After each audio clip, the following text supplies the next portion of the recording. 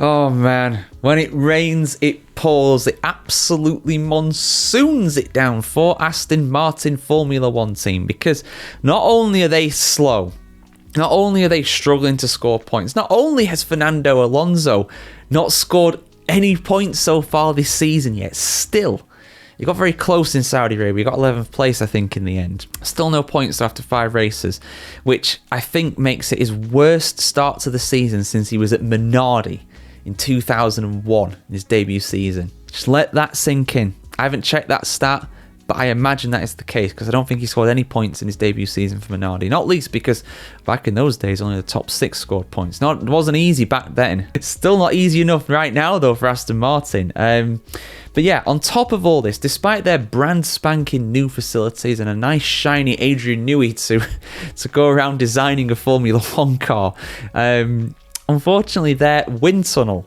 is having problems, reportedly. Let's have a look at what has been said about this, guys. Full article on the F1Chronicle.com. It's just not showing any signs of getting better, is it, the green machine? It really isn't. Despite huge factory investments, Adrian Newey's presence, and rumours mentioning Max Verstappen, Aston Martin is arguably the last team on the grid. That quote emerged from two-time champion Fernando Alonso's mouth during the Saudi Arabian Grand Prix weekend, where after the checkered flag he admitted to exhaustion with still not a single point to his name in 2025.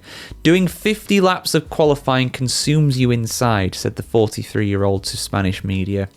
However, although Newey has been at the drawing board for approaching 2 months, the Silverstone-based team will hardly develop the woeful green car at all in 2025.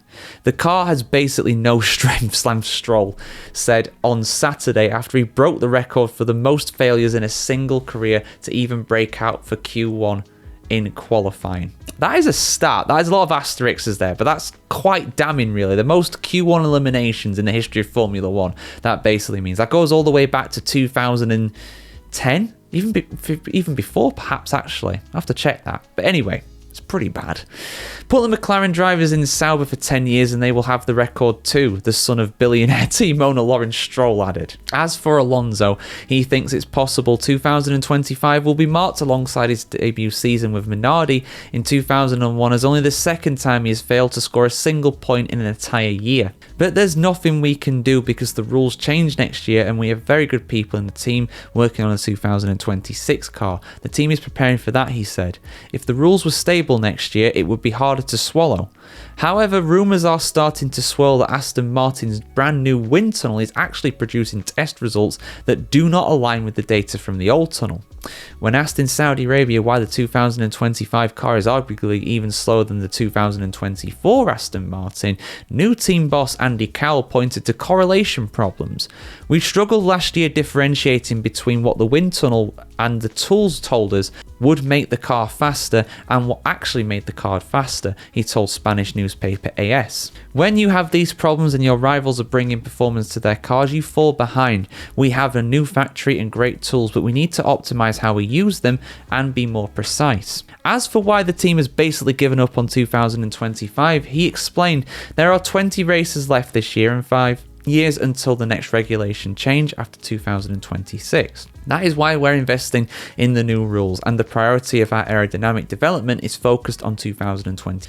We could go all in on 25, we'd make progress, but we'd be in a bad starting position for 2026, which would carry over into 27, 28, 29. We've had these conversations internally. You fucking cunts. Come on. We've had these conversations internally with Lawrence and Adrian about where we are and what we need to do.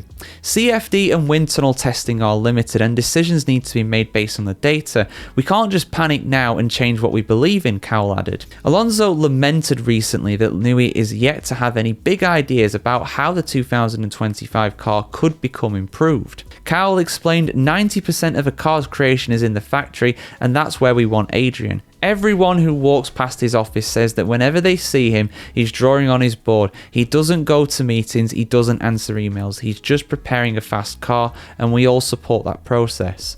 As for any problems setting up the new facilities, Cowell also told Spanish broadcaster DAZN, Adrian is very complimentary about the campus and is very positive about the tunnel we have and the way it's all set up. He's also pushing us to improve the way we operate in the tunnel, the way we operate CFD, and the way we operate simulations. For pretty much everything, Adrian has ideas on how to improve. And of course, this is a man who loves to improve things. He is the most successful designer in Formula 1. I think if you look at him in terms of championships, he's the most successful person in Formula 1 ever. Maybe Enzo Ferrari got more. I'm just trying to think. Maybe Ron Dennis got more with McLaren. I'm just trying to think of someone who has been associated with that many championship wins. No driver has ever gotten that close.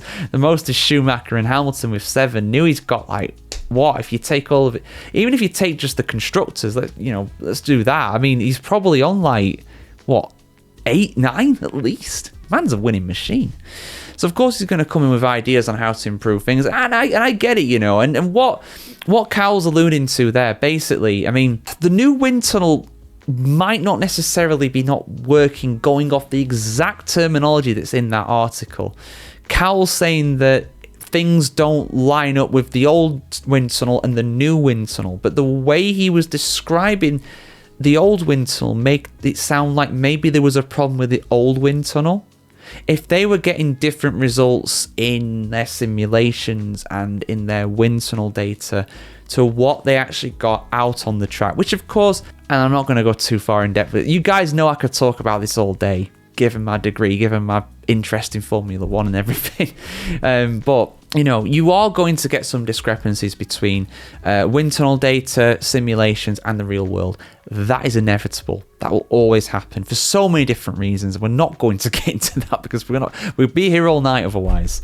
That's natural. So going off of what Cal was saying there, I don't think there's necessarily a problem with that new wind tunnel. It's just a bit unnerving given that the car isn't really improving. It's early days, and by the sounds of things, they're not going to improve that car anymore.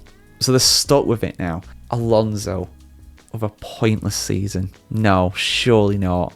They can't. If Lance Stroll finishes this season ahead of Fernando Alonso, I don't know what I'll do. I don't know. I don't know. I just think that this is a possibility that didn't seem possible, but it could happen because Lance Stroll has capitalised on the car, arguably when it's at its peak performance early in the season.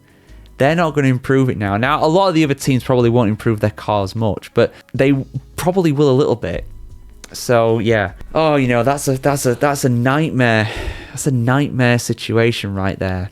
I don't really want to think about that, but yeah, I mean, it's not exactly confidence inspiring, but just wait. 2026, I think Aston Martin will be a lot better. They got Adrian Newey designing the car. The guy is a genius. They have to succeed.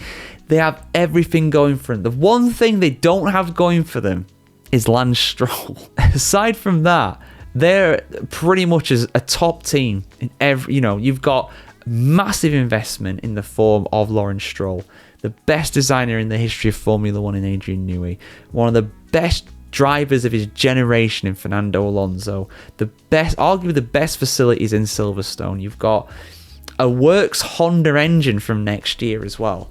That car should be a rocket ship. That car should be challenging for wins at a minimum. But will it? Answer on a postcard, please. But yeah, for much more stories about the world of Formula 1 and opinions just like this, keep it tuned here to the channel. I'll probably link something going over Alonso or Aston Martin. Nothing with Stroll, because who wants to hear about Stroll? There's not that many videos about him on the channel. I think there's very few. Then if there are any, they won't be in very positive light. But yeah, see you soon for some more content just like this, guys. Have a fantastic day wherever you are in the world, and see you. Yeah.